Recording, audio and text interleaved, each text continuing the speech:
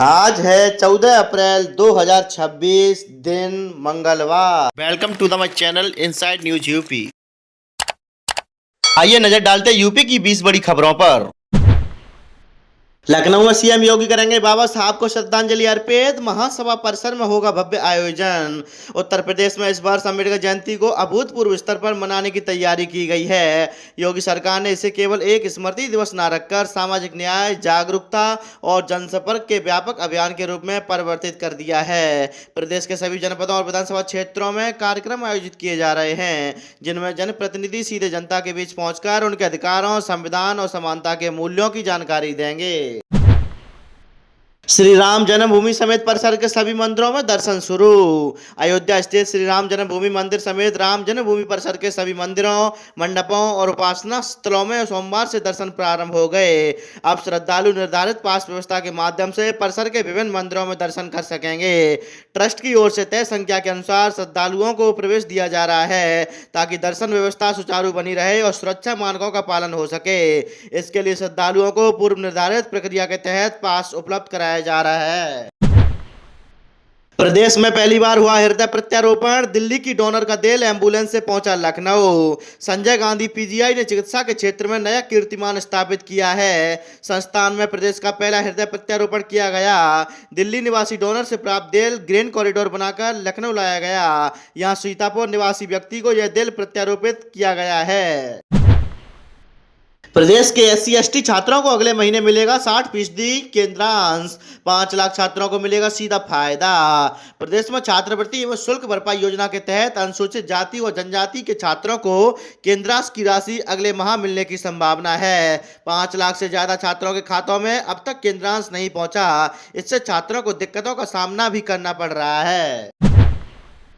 हरिश्चंद्र घाट पर हो रहे निर्माण कार्य से बाधित हो रहा पंचकोसी यात्रा मार्ग, की गई शिकायत। हरिश्चंद्र घाट पर चल रहे निर्माण कार्य के कारण पंचकोसी यात्रा मार्ग बाधित हो रहा है। इसे लेकर भाजपा के कर्मर्देश्वर मंडल के कार्यकर्ता श्रीकांत सिंह ने शासन और प्रशासन से शिकायत की है। उनका कहना है कि हरिश्चंद्र घाट पर बेहतरीन ढंग से काम किया जा रहा है।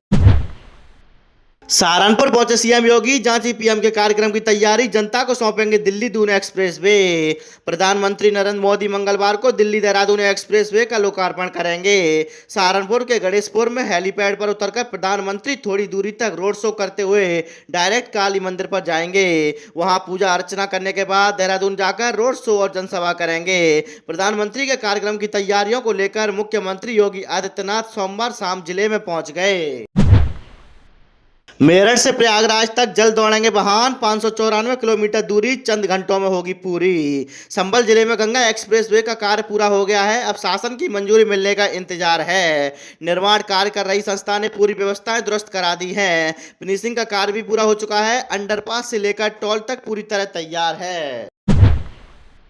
कानपुर में बनेगा नया ट्रांस गंगा सिटी पोल, जमीन अधिग्रहण शुरू। 753 करोड़ से बनेगा 4 किलोमीटर लंबा पोल। कानपुर में ट्रांस गंगा सिटी की कनेक्टिविटी बढ़ाने के लिए 753 करोड़ रुपए की लागत से करीब 4 किलोमीटर लंबा नया पुल बनाया जाएगा। सेतु निगम ने इसके लिए नगर निगम से जमीन मांगी है और अधिग्रहण की प्रक्रिया शुरू हो चुकी है। परियोजना के शहर में ट्रैफिक दबाव कम होगा और आवागमन आसान हो जाएगा। कानपुर में डायवर्जन। अम्बेडकर जयंती पर 14 अप्रैल को जुलूस और शोभा यात्रा के चलते बदला रहेगा यातायात। डॉक्टर भीमराव अम्बेडकर की जयंती पर मंगलवार को शहर में निकलने वाले जुलूस और शोभा यात्रा चलते यातायात पुलिस ने डायवर्जन व्यवस्था लागू की है। डीसीपी यातायात रविंद्र कुमार ने बताया कि यह व्यवस्था दोपहर 3 बजे से लेकर कार्यक्रम समाप्ति तक प्रभावी रहेगी। मजबूत होगा शिक्षा का ढांचा। एडेड जूनियर हाई स्कूलों में प्रधानाध्यापक और सहायक अध्यापक की होगी भर्ती। प्रदेश में बेसिक शिक्षा के आधार को मजबूत करने को लेकर सरकार बड़ा कदम बढ़ा रही है। सरकार अशासकीय सहायता प्राप्त जूनियर हाई स्कूलों में प्रधानाध्यापक और सहायक अध्यापक की भर्ती कर रही है। भर्ती की प्रक्रिया में अभ्यर्थी 14 अप्रैल तक अपना विद्यालय विकल्प दे सकेंगे, जिसके आधार पर 15 और 18 अप्रैल को स्कूल आवंटन किया जाएगा। नोएडा में श्रमिक आंदोलन के बाद सरकार सख्त औद्योगिक शांति के लिए हाई लेवल कमेटी हुई गठित। गौतम बुद्ध नगर में औद्योगिक संस्थानों में श्रमिकों के आंदोलन और हंगामे को देखते हुए योगी आदित्यनाथ सरकार ने स्थिति संभालने के लिए कदम उठाया है। औद्योगिक असमंजस्य को खत्म कर शांति और संतुलन बनाए रखने के लिए एक उच्च स्तरीय समिति का गठन किया गया है। इस समिति की अध्यक्षता औद्योगिक विकास आयुक्त उत्तर प्रदेश दीपक कुमार करेंगे। उद्घाटन से पहले ही लखनऊ कानपुर एक्सप्रेस वे पर टोल की दर तय। कार का एक तरफ का देना होगा 275 रुपए। सूबे की राजधानी से कानपुर का सफर कम समय वाला होने के साथ ही खर्चीला भी होगा। लखनऊ कानपुर एक्सप्रेस वे से लखनऊ से कानपुर सिर्फ 35 मिनट में पहुंचने के लिए कार का टोल 275 रुपए चुकाना होगा और 24 घंटे में वापसी करने पर टोल 415 रुपए होगा। विधानसभा चुनाव 2027 में दिखेगा SIR. UP final voter list का असर, अब होगा रिकॉर्ड मतदान। उत्तर प्रदेश में बीते सप्ताह संपन्न निर्वाचन आयोग मतदाता सूची को दुरुस्त करने को लेकर चलाए गए विशेष गहन पुनरीक्षण के दूरगामी परिणाम होंगे। इसका असर उत्तर प्रदेश में वर्ष 2027 में होने वाला विधानसभा चुनाव में ही देखने को मिलने वाला है।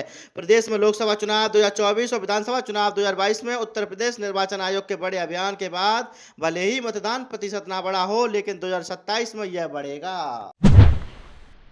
गर्मी में बिजली व्यवस्था सुचारू बनाए रखने के लिए योगी सरकार ने कसी कमर, अफसरों को सख्त निर्देश। प्रदेश में गर्मी के बढ़ते ही बिजली की बड़ी मांग को देखते हुए Uttar Pradesh power corporation limited के अध्यक्ष डॉक्टर आशीष गोयल ने अधिकारियों को सचेत किया कि गर्मियों में सभी को बेहतर बिजली आपूर्ति मिल सके। इसके लिए अभी से पूरी तैयारी करने के निर्देश दिए गए हैं। साथ ही ट्रांसफार्मर खराब ना हो, इसके लिए भी पूरी सावधानी बरतने के लिए कहा गया है।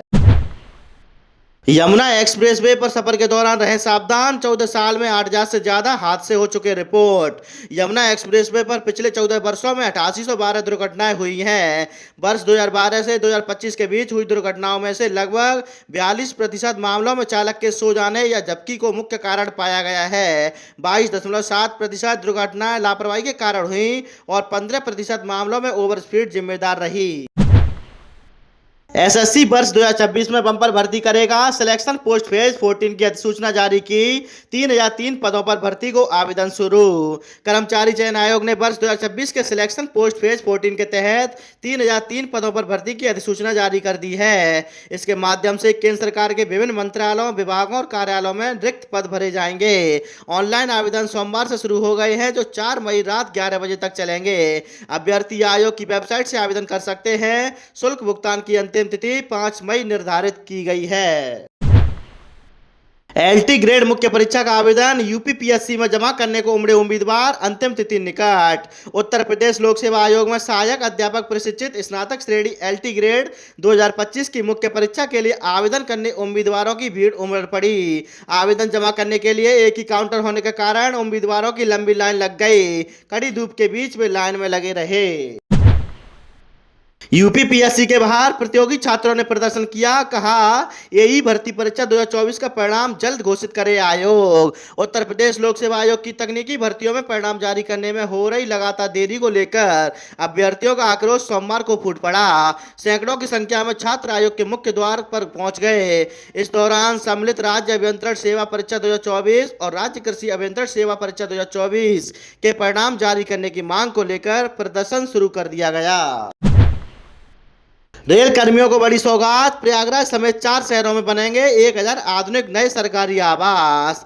उत्तर मध्य रेलवे के हजारों कर्मचारियों के लिए खुशखबरी है। रेलवे अब अपने बेड़े के करीब 1000 रेल कर्मियों को शानदार सरकारी क्वार्टर का तोहफा देने जा रहा है। महाप्रबंधक नरेश पाल सिंह की हरी झंडी के बाद प्रयागराज, इटावा, ग्वालियर और अलीगढ़ जैसे प्रमुख शहरों में टाइप 2 और टाइप 3 श्रेणी के आधुनिक बहुमंजिला आवास बनाने का काम तेज हो गया है। अब बिना स्मार्ट कार्ड के बसों में फ्री सफर नहीं कर सकेंगे दिव्यांग। फर्जीवाड़े पर लगेगी रोक। परिवहन विभाग ने अब रोडवेज बसों में दिव्यांग यात्रियों को मुफ्त यात्रा का लाभ लेने के लिए स्मार्ट कार्ड अनिवार्य कर दिया गया है। बिना स्मार्ट कार्ड के किसी भी दिव्यांग यात्री को बस में मुफ्त यात्रा की अनुमति नहीं दी जाएगी। परिवहन निगम के इस नए नियम के लागू होते ही दिव्यांग यात्रियों में असमंजस की स्थिति उत्पन्न हो गई है।